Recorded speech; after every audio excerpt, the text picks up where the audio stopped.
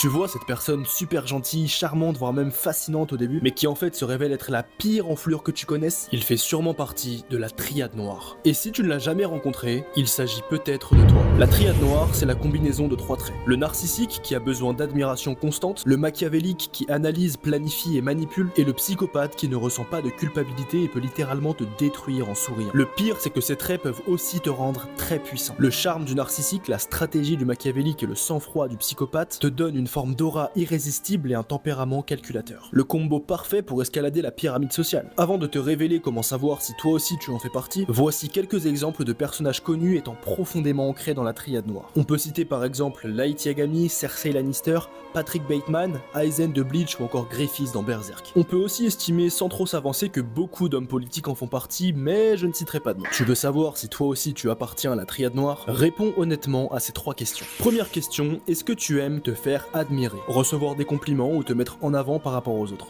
Deuxième question, quand tu veux vraiment quelque chose, ça t'arrive parfois de manipuler un peu les gens pour l'obtenir, même gentiment?